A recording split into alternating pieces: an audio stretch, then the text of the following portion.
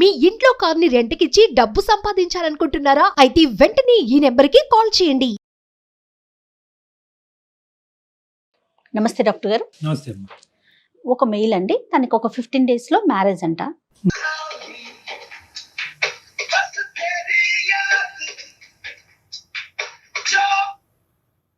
Hello hello Rahul గారండి? Hello ఎవరు? నేను జయానండి, అందమైన జీవితం ప్రోగ్రామ్ నుంచి కాల్ చేస్తున్నాను. హలో మేడం, నమస్తే మేడం. నమస్తే అండి. నమస్తే రాహుల్ గారు. మేడం మేడం మీరు ఇంత తొందరగా రియాక్ట్ అవుతారు అనుకోలేదు మేడం. ఎస్ మీ మెయిల్ చూసి వెంటనే మాట్లాడాలి అని చెప్పి ఇమీడియట్ గా స్టార్ట్ చేశామండి కాల్ చేయటం. నేను అయితే డాక్టర్ గారు ఉన్నారు, డాక్టర్ కళ్యాణ్ చక్రవర్తి గారు కూడా ఉన్నారు స్టూడియోలో. మేడం మేడం ఒక్కసారి మీ thank you so much madam for calling. మీ కాల్ కోసం వెయిట్ చేస్తున్నాను మేడం. ఎప్పుడు కాల్ చేస్తారా, ఎప్పుడు మాట్లాడదామా ఎస్ అదే డాక్టర్ గారు ఇచ్చే ఒక చిన్న సలహా లేకుంటే సూచన జీవితంలో ఒక మలుపు తిరగొచ్చు అనే ఒక ఉద్దేశమేనండి. దానికోసమే ఈ ప్రోగ్రాము మీకు ఇమీడియట్ గా కాల్ చేయటం ఉద్దేశం కూడా అదేనండి. ఒక్కసారి మాట్లాడండి డాక్టర్ గారితో. సార్ నమస్తే సార్. నమస్తే నాన్న, చెప్పినాను ఏంటి సమస్య, మీ వయసు ఎంత, మీరు ఎక్కడి నుంచి మాట్లాడుతున్నారు? సార్ నా పేరు రాహుల్ సార్. నాకు 29 years సార్. నేను వైజాగ్ నుంచి కాల్ చేస్తున్నాను sir. Okay. I'm working as a software engineer sir. 1.5 and above నేను take home every month sir. Super super. Very okay good నాన్న. సార్ యాక్చువల్లీ నా బాధ ఏంటంటే సార్, నేను ఎందుకు మెయిల్ చేశానంటే సార్, నేను ఎన్నో సంబంధాలు చూసాను సార్, కానీ ఏది నచ్చలేదు. నేను రీసెంట్ గా ఒక సంబంధం చూసాను సార్. ఆ అమ్మాయి బాగా నచ్చింది సార్ నాకు. చాలా చాలా అంటే చాలా బాగా నచ్చింది.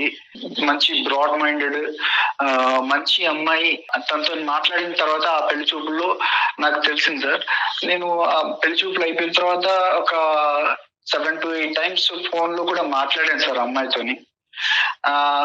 ఇంకా మా నాన్నతో చెప్పాను, నాన్న నాకు ఎలాంటి కట్నం వద్దు మనకి, నాకు అమ్మాయి చాలా బాగా నచ్చింది, ఈ అమ్మాయినే చేసుకుంటాను నేను అని చెప్పేసి అంటే, ఇంకా మా అమ్మ నాన్న వాళ్ళు చాలా సంతోషంగా ఫీల్ అయ్యారు సార్.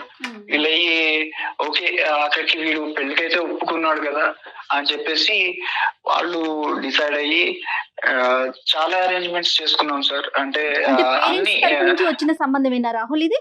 అవును మేడం, అవును మేడం. Okay fine. మొత్తం అన్ని అరేంజ్ చేసుకున్నాం మేడం. మ్యారేజ్ చాలా గ్రాండ్ గా చేయాలి, అంగరంగ వైభవంగా చేయాలి అన్న ఇదితోని అరేంజ్ చేసుకున్నాం మేడం. ఓకే అండి. అరేంజ్ చేసుకున్న పెళ్లి కార్డులు కూడా అన్ని కొట్టించేసాం మేడం. కొట్టించేసిన తర్వాత సడన్ గా ఏమైందో, నాకు ఈ మ్యారేజ్ వద్దు అని చెప్పేసి క్యాన్సిల్ చేసేయండి అని చెప్పేసి అన్నదండి. దేనికో అర్థం కాలేదు మేడం, ఎందుకు ఇలాగ అన్నదో అర్థం కాలేదు. ఇంకా వాళ్ళ నాన్నగారిని అడిగాను, అంకుల్ ప్రాబ్లం ఏంటి, అసలు కాజ్ ఏంటి, నా వల్ల ఏమైనా తప్పు జరిగిందా, నేనేమైనా తప్పు చేశానా, నేను తనతోని మాట్లాడిన 7-8 సార్లు కూడా ఫోన్ లో పద్ధతిగానే మాట్లాడాను. దెన్ వై షీ రిజెక్టెడ్ మీ. అమ్మాయితో మాట్లాడారా మీరు? మళ్ళీ ఎందుకు రిజెక్ట్ చేసింది ఏంటని మాట్లాడదామని ట్రై చేస్తుంటే నా కాల్ లిఫ్ట్ చేయట్లేదు మేడం, నా కాల్ కట్ చేస్తుంది. ఫ్యూ క్వశ్చన్స్ రావాలి. ఒకటి, ఆ అమ్మాయిలో ఏం నచ్చింది రావాలి నీకు అంత ఇదిగా? అంటే చూడటానికి అందంగా ఉంటుందా, చదువా, లేదంటే డిసిప్లినా, ఏంటి, ఏం నచ్చింది మీకు? ఏం చూస్తున్నారు మీరు? ఒక అమ్మాయిలో ఏం చూసేవారు పెళ్లికి ముందు? ఆ అమ్మాయి మాట్లాడే విధానం బాగుండాలి. అమ్మాయి నాకు అందంగా తెల్లగా ఇది అది అన్నది కాదు సార్, ఆ అమ్మాయి ఎంత పద్ధతిగా ఉన్నది అన్నది నాకు కావాలి. దానికోసమని ఆ అమ్మాయి పెళ్లి చూపుల్లో ఎంత పద్ధతిగా ఉందో, ఎంత పద్ధతిగా మాట్లాడిందో, ఆ డిసిప్లిన్ అదంతా చూసి కూడా నాకు చాలా బాగా నచ్చేసింది సార్. ఇప్పుడు మీరు మాకు చేయడానికి కారణం ఏంటి నాన్న? Why did you call us? I humbly request, please sir, నాకు ఆ అమ్మాయి ఎలాగైనా కావాలి.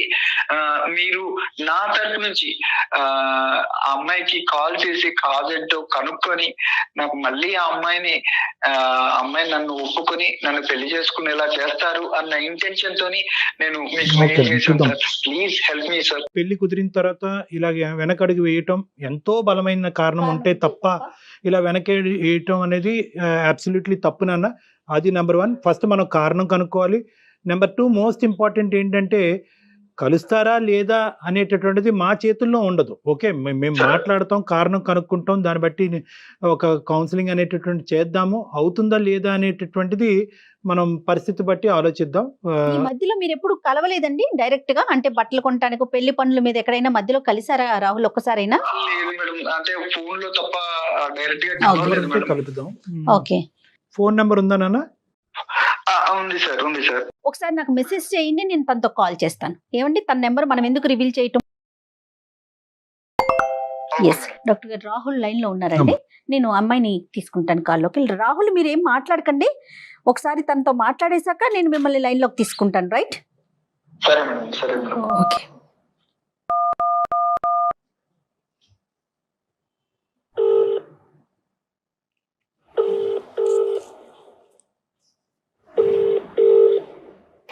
హలో హలో, హలో నేను సుమన్ టీవీ నుంచి మాట్లాడుతున్నానండి, అందమైన జీవితం ప్రోగ్రామ్ నుంచి.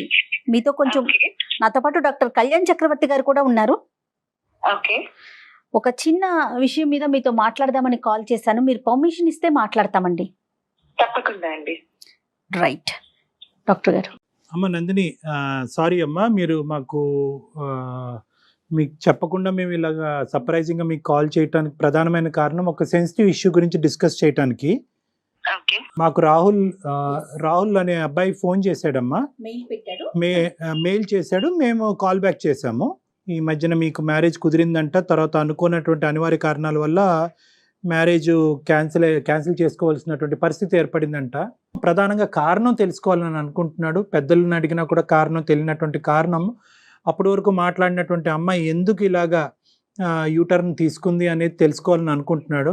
ఒక్కసారి మనం రాహుల్కి ఫోన్ కలుపుదాం అమ్మా, ఇఫ్ యూ డోంట్ మైండ్. ఒక విషయానికి దానికి తగినట్టుగా దానికి మంచో చెడో ఒక కారణం చెప్తే తెలిసిపోతే అవతల వ్యక్తులు కూడా కొంత కూల్ గా ఉంటారేమో అని అనిపించింది నందిని గారు. ఓకే మీరేమంటారు చెప్పండి, పూర్తిగా మీదే నిర్ణయం అండి. నేను అతనితో మాట్లాడే ముందు కాసేపు మీతో మాట్లాడచ్చా అండి? డెఫినెట్లీ చెప్పండి. యా, అతను పెళ్లి చూపులకి రావటం, నాతో మాట్లాడటం అంతా జరిగిందండి. ఓకే. బట్ ఈ ప్రాసెస్ లో పెళ్లి చూపులు జరుగుతున్న ఒక ఆడపిల్ల తన ఇంటికి వస్తున్న ఒక అబ్బాయి గురించి ఏ మాత్రం నాలెడ్జ్ ఉండదు. ఒక ఆడపిల్ల ఏం ఆశిస్తుందండి, తన కాబోయే భర్త ఒక మంచివాడు అయి ఉండాలి, ఒక మంచి సంస్కారవంతుడు అయి ఉండాలి. తల్లిదండ్రుల దగ్గర పెరిగిన ఆడపిల్ల కాబోయే భర్త గురించి ఎన్నో ఆశలు పెట్టుకొని ఉంటుందండి. అవునవును. ఇప్పుడు దాకా ఉండదు ఒక ఎత్తు అయితే, పెళ్లి తర్వాత రాబోయే జీవితం గురించి ఏ ఆడపిల్ల అయినా ఎన్ని కలలు కంటుందండి. నా తల్లిదండ్రులు ఒక సంబంధం తీసుకొచ్చి, అమ్మ ఒక అబ్బాయి వస్తున్నాడు, నేను చూడటానికి వస్తాడు అని చెప్పినప్పుడు చాలా సంతోషంగా ఎన్నో ఆశలతోటి వచ్చానండి. నేను కూడా యాక్సెప్ట్ చేశాను అబ్బాయిని.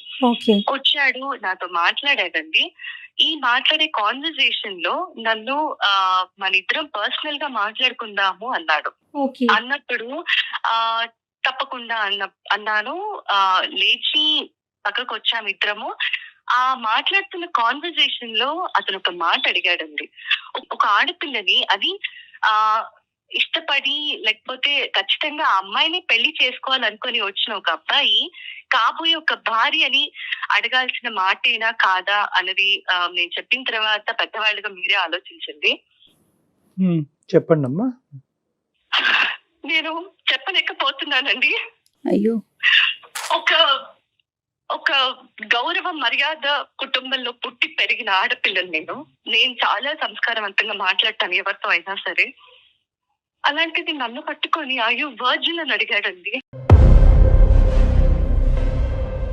ఒక భర్తగా అతను నా ఇంటికి వచ్చినప్పుడు అతన్ని నేను పెళ్లి చేసుకోబోతున్నాను అని నేను మనసులో ఫిక్స్ అయిన తర్వాత అయ్యో వర్జిన్ అని అడిగిన ఆ ప్రశ్నకి ఒక ఆడపిల్ల ఎలా రియాక్ట్ అవ్వాలండి? అలాంటి వాడు రేపు నన్ను ఏం చూసుకుంటాడండి? రేపు నేను పాలవాడితో మాట్లాడినా, పేపర్ వాడితో మాట్లాడినా అనుమానిస్తాడు కదా. అలాంటి వాడిని నేను ఎలా పెళ్లి చేసుకోవాలి? తన ఫ్రెండ్స్ వల్ల అయ్యి ఉండొచ్చు, లేదంటే తను పెరిగిన బ్యాక్గ్రౌండ్ అయ్యి ఉండొచ్చు. మేబీ ఇది ట్రెండ్ ఏమో ఈ మధ్య జనాలు ఇలా అడగటాలు, కాబట్టి వాళ్ళు క్యాజువల్ గా అడిగాడేమో అని కూడా అనుకున్నానండి కొద్ది రోజులు నేను. టైం కూడా తీసుకున్నాను. అందుకే ఈ ఒక్క మాట అడిగిన దాని వల్ల నేను ఇంత మనసు చంపుకొని ఈ సంబంధానికి ఒప్పుకోవాలా?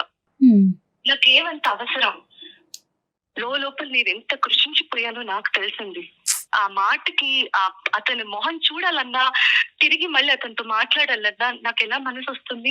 సారీ అమ్మా, నిజంగా ఈ అబ్బాయి ఈ మాట నిన్ను అడిగాడని మాకు తెలుసుంటే అసలు మీకు కాలే చేయకుండా ఉండేవాడు. అవునండి. ఎందుకంటే because this ends all conversations. ఈ ఒక్క ప్రశ్న ఏదైతే, ఈ అసభ్యకరమైనటువంటి ప్రశ్న ఏదైతే ఈ అబ్బాయి నిన్ను అడిగాడో, మరి తెలివి ఉండి అడిగాడా, తెలివి తక్కువగా అడిగాడా, మత్తులో అడిగాడో మాకు తెలియదు, కానీ ఏదైతే ఇది అడిగాడో this puts an end to all conversations. పెళ్ళి అనేటటువంటిది కుదిరింది, వెడ్డింగ్ ఇన్విటేషన్స్ వేశారు, అందరినీ పిలుచుకున్నారు, కాబట్టి ఈ కారణం అనేటటువంటిది ప్రపంచానికి తెలియాలి కాబట్టి మేము ఫోన్ చేసాం. ఒక 10 నిమిషాలు ఒక మనిషితో మాట్లాడితే చాలు కదా డాక్టర్ గారు, అతని క్యారెక్టర్ ఏంటో, అతని మనస్తత్వం ఏంటో తెలుసుకోవటానికి. కాదమ్మా నందిని, సహజంగా ఏంటంటే ఇలాంటి సినారియోస్లో అబ్బాయిలు అమ్మాయిలను కొన్ని ప్రశ్నలు అడుగుతారు, అమ్మాయిలు అబ్బాయిలను కూడా ప్రశ్నలు అడుగుతారు. అవతల వాళ్ళ సెన్సిటివిటీస్ అర్థం చేసుకుని నీ లైఫ్లో ఎవరైనా ఉన్నారా అనేటటువంటిది ఒక ప్రశ్న అడుగుతారు. నెంబర్ 2, ఆ లైఫ్లో ఉండేటటువంటి వ్యక్తి ఎలా వెళ్ళిపోయారు అనేది అడుగుతారు. డైరెక్ట్గా ఈ ఫిజికల్ ఇంటిమసీకి సంబంధించినటువంటి ఒక అంశాన్ని, చాలా సెన్సిటివ్ అంశం ఒక ఆడపిల్లకి, ఆ అంశం ముట్టుకునేటప్పటికి మీకు చాలా మనసు చాలా హర్టింగ్ అనిపించింది, మనసు విరిగిపోయింది. నందిని, మీరు అనుమతిస్తే ఒక్కసారి రాహుల్ని లైన్ లోకి తీసుకుందాం నందిని. అంటే విషయం ఏంటి అనేది అతనికి తెలిసింది అనుకోండి, అతను చేసిన దానికి అతను పశ్చాత్తాపడతాడా, లేకుంటే ఇంకా అది అప్ టు అతని పరిస్థితి. ఈ ఇష్యూని నందిని ఎంత గాయపడినా, ఎంత బాధపడినా ఈ ఇష్యూని క్లోజ్ చేయవలసినటువంటి బాధ్యత మీ మీద ఉంది. ఇది ఓన్లీ పెళ్లి చూపులు, పెళ్లి చేయాలని అనుకోవటం కాదు, ముహూర్తాలు పెట్టుకుని పిలుపులో జరిగినటువంటి ఒక పెళ్లికి ముందు జరిగేటటువంటి ఒక చాలా పెద్ద తంతు. ఇది ఇద్దరు మనుషులకు సంబంధించింది కాదు, 2 కుటుంబాలకు సంబంధించినటువంటి అంశం.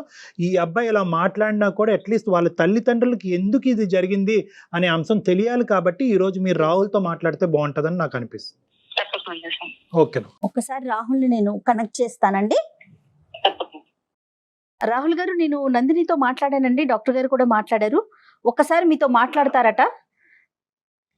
దయచేసి ఇష్యూని పెంచుకోవద్దండి, ఒకసారి ఆవిడ ఏం చెప్తున్నారో వినండి. ఓకే నందిని గారు, రాహుల్ లైన్ లో ఉన్నారండి, మాట్లాడండి. హలో హలో నందిని, నేను రాహుల్. చెప్పు రాహుల్. అది కాదు నందిని, ఎందుకు రిజెక్ట్ చేసావు చెప్తావా నందిని? నువ్వు నాతో ఏమన్నావు? పర్సనల్ గా మాట్లాడడం ఇద్దరం అన్నావా? పెళ్లి తీసుకెళ్ళి మరి అన్నావు కదా. నువ్వు ఇంత చేసి పబ్లిక్ లో పెట్టావు కదా ఇష్యూని. ఇంకా నేను పబ్లిక్ లోకి వచ్చాక కూడా చెప్పకపోతే, నువ్వు నన్ను ఎంత హర్ట్ చేసావు అన్నది చెప్పకపోతే, నలుగురిలో నేను తలదించుకొని బతకాల్సిన అవసరం వస్తుంది. నువ్వేం అడిగావు నన్ను ఒకసారి గుర్తు తెచ్చుకో రాహుల్.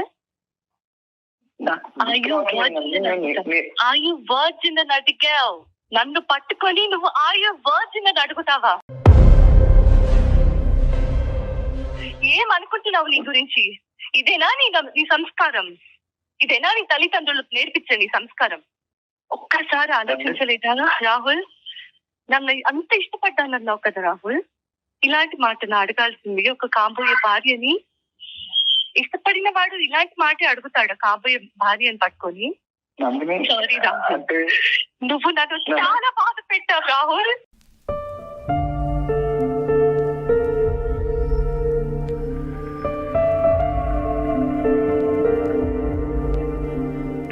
నేను ఎంతో పెయిన్ తీసుకున్నాను రాహుల్.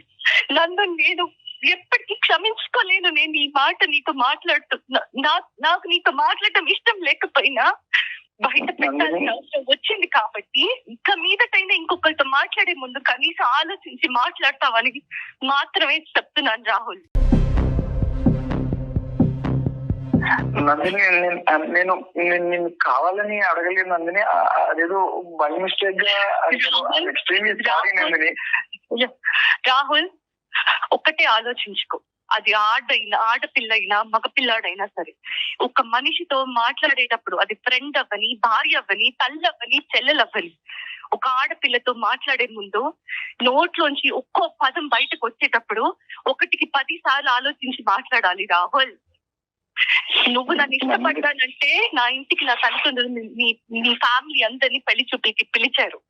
నీ గురించి నీ పేరెంట్స్ గురించి నాకు చెప్పి ఈ పెళ్లి చూపులు జరుగుతున్నాయి అని నన్ను కూర్చోపెట్టినప్పుడు ఒక ఆడపిల్లగా నా కాబోయే భర్తను నేను చూసుకుంటున్నానని ఎంతో ఆశతో నేను వచ్చి కూర్చుంటే పక్కకు పిలిచి అయ్యో వర్జిన్ అని అడుగుతావా? నన్ను చెక్ చేస్తావా నువ్వు? నన్ను అనుమానిస్తున్నావా నువ్వు? గ్రేట్ రాహుల్. ఒక్కసారి ఇదే పని ఇదే ప్రశ్న నేను నిన్ను అడుగున్నా లేదా నేనే నిన్ను టెస్ట్ చేసుకోమని చెప్పుంటే నువ్వు మొహం ఎక్కడ పెట్టుకునేవాడి రాహుల్? నేను నీ స్థానంలో ఉండి ఇదే ప్రశ్న నా నోట్ నుంచి నిన్ను అడుగుంటే నువ్వు నన్ను క్షమిస్తావా? అదొకటే గుర్తుపెట్టుకో రాహుల్, నువ్వు అడిగింది తప్పు.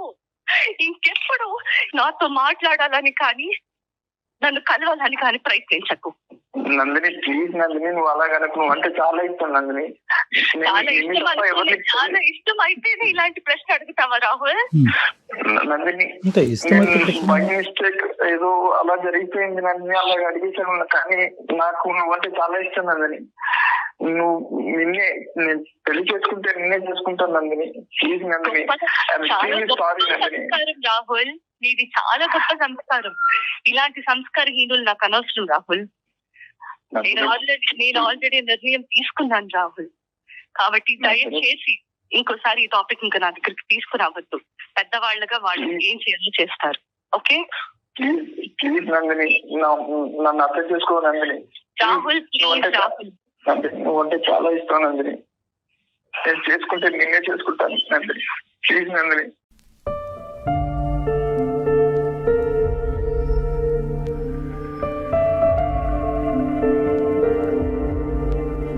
నందిని మాట్లాడు నందిని. Sorry doctor, emotional. నా వల్ల తప్పు జరిగిపోయిందండి. అంటే నేనేదో బై మిస్టేక్ నేను కావాలని నందిని నేను అనుమానం పడలేదు, లేకపోతే నన్ను అలా అడగలేదు. బై మిస్టేక్ గా వచ్చేసింది. కానీ నేను చేసిన తప్పే డాక్టర్ గారు. కానీ పెళ్ళంటే చేసుకుంటే నందిని నేను చేసుకుంటాను డాక్టర్ గారు.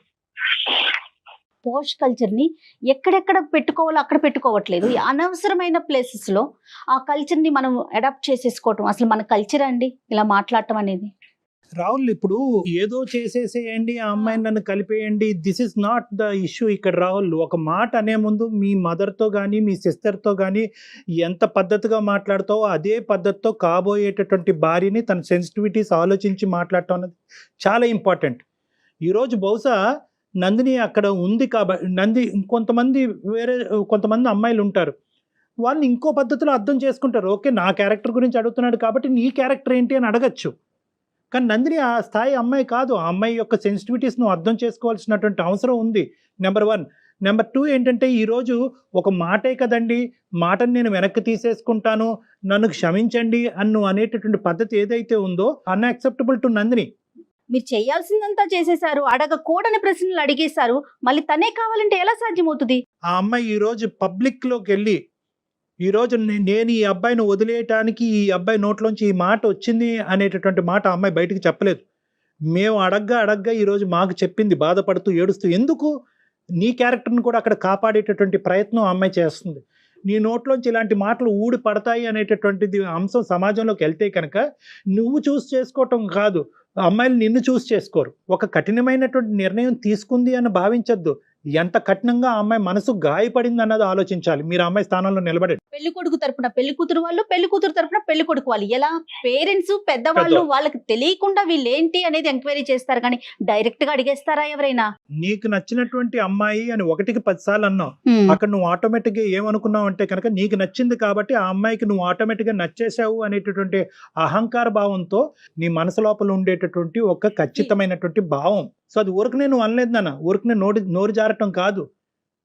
నీకేంటంటే ఇంత చక్కటి అమ్మాయి, ఇంత అందమైనటువంటి అమ్మాయి బహుశా నాకు కాకుండా వేరే వాళ్ళతో ఏమన్నా ఒక స్నేహపూరితంగా ఉందా అనేటటువంటి ఒక ఆలోచన నేను లోపల పిండేయటం వల్ల పెళ్లికి ముందు ఈ టోన్తో వచ్చింది, పెళ్లి తర్వాత ఏ టోన్తో ఏ యాక్షన్తో వస్తుంది అనేటటువంటి ఆలోచనతో ఆ అమ్మాయి ముందు జాగ్రత్త చర్యగా బయటపడింది. 4 రోజుల ముందు క్యాన్సిల్ చేసుకుంది తను. ఒక పెళ్లి కుదిరిన తర్వాత ఈ సంఘటన జరిగింది అన్నది ఒక్కటే ఒక ప్రధానమైనటువంటి బాధ. రెండోది ఏంటంటే ఇక్కడ కేవలం మాట అన్న నువ్వు ఒక్కడవే కాదు, నీ కుటుంబ సభ్యులందరూ కూడా సమాధానం చెప్పుకుని బాధపడేటటువంటి పరిస్థితి వస్తుంది. రేపొద్దున ఇంకో సంబంధం వచ్చినా కూడా అది ఎటువంటి పరిస్థితుల్లో ఎలాంటి సంబంధం వస్తుంది అనేటటువంటి ప్రశ్న అందరి మనసులో ఉంటుంది. మాకు సారీ ఎందుకు నాన్న, నీ జీవితానికి నువ్వు సారీ చెప్పుకోవాలి, నీ జీవితానికి నువ్వు చేసుకున్న పనికి నువ్వు సారీ చెప్పుకోవాలి. Anyway whatever it is, you have learned a lesson. ఒక అమ్మాయి యొక్క సున్నితమైన మనస్తత్వం గురించి నేర్చుకున్నావు.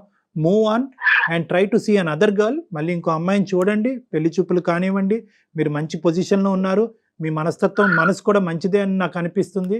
You go ahead and try to see for better alliances నాన్న. అండ్ వన్ మోర్ థింగ్ ఏంటంటే ప్రతి అమ్మాయికి కూడా మనసు ఉంటుందండి, మాట్లాడేటప్పుడు చాలా జాగ్రత్తగా మాట్లాడండి. Madam sorry madam, extremely sorry. కానీ ఈ ఇష్యూని ఇంతటితో వదిలేసేయండి రాహుల్. అమ్మాయి అంటే నాకు ఇంకా వద్దండి. ఇష్టపడ్డారు, అభిమానించారు, భార్య కింద చేసుకోవాలి అని అనుకున్నారు. ఒక పొరపాటు పనుల వల్ల ఆ ఇష్టం కాస్త ఇప్పుడు దూరం అయింది, అంతే. ఇంక అక్కడితో వదిలేసేయండి. ఇంకా నాకు ఇష్టం, ఇందాక అమ్మాయి ఒక వార్నింగ్ ఇచ్చింది మీకు, ఇంక ఇక్కడితో వదిలేసాయి. నాకు కమ్యూనికేట్ చేయటం కానీ, సంప్రదించటం కానీ, నెగోషియేట్ చేయటం కానీ చెయ్యొద్దు. ఆ మాటకి నా మనసు గాయపడింది, దీన్ని ఇక్కడితో వదిలేసాయి అని చెప్పింది కాబట్టి అట్లీస్ట్ ఈ మాట కన్నా ఆ అమ్మాయి రెస్పెక్ట్ ఇవ్వండి. రెస్పెక్ట్ ఇవ్వండి. Sir I'm seriously apologize sir. Okay ఈ ఇష్యూ ఇంతటితో వదిలేసేయండి Rahul. Okay, console yourself Rahul, console yourself. మిమ్మల్ని మీరు కంట్రోల్ చేసుకోండి, మూవ్ ఫార్వర్డ్ ఇన్ లైఫ్. ఇలాంటి సంఘటనలు జరుగుతూనే ఉంటాయి జీవితంలో. మళ్ళీ బెటర్ అవకాశాలు, బెటర్ ఆపర్చునిటీస్ రావాలి అని కోరుకోవాలి. వచ్చినప్పుడు మాత్రం కొద్ది జాగ్రత్తగా వ్యవహరించాలన్నది మాత్రం గుర్తుపెట్టుకోండి. Right Rahul. Thank you. Nandini ఉన్నారా మీరు లైన్ లో? తను కట్ చేసేసింది, తనకి ఇంకా మాట్లాడటం ప్రొలాంగ్ చేయడం నచ్చట్లేదు. రూల్ అవుట్ అయిపోయింది. ఆ విషయం మన అమ్మాయిని కూడా రిక్వెస్ట్ చేయకూడదు, కన్విన్స్ చేయాలని ట్రై చేయకూడదు. అది మన ఇది కాదు. ఎందుకంటే ఇంకోటి ఏదో జరిగి హర్ట్ అవుతే అది వేరే విషయం. ఏదో కట్న కానుకలో పెళ్లి చేసేటటువంటి విధానాలు, పద్ధతుల గురించి అంటే అది వేరే విషయం. నీ క్యారెక్టర్ లో ప్యూరిటీ ఉందా అని ఒక అడిగేటప్పటికి ఇంకా దానికి మించినటువంటి అస్సలు లేదండి. మంచి నిర్ణయం తీసుకుందనే అనుకోవాలేమో నిజం చెప్పాలి అంటే. రైట్, ఇతను కూడా ఆలోచనలో పడినట్లుగా అనిపిస్తుంది. రైట్ అండి, థ్యాంక్ యూ అండి, నమస్తే.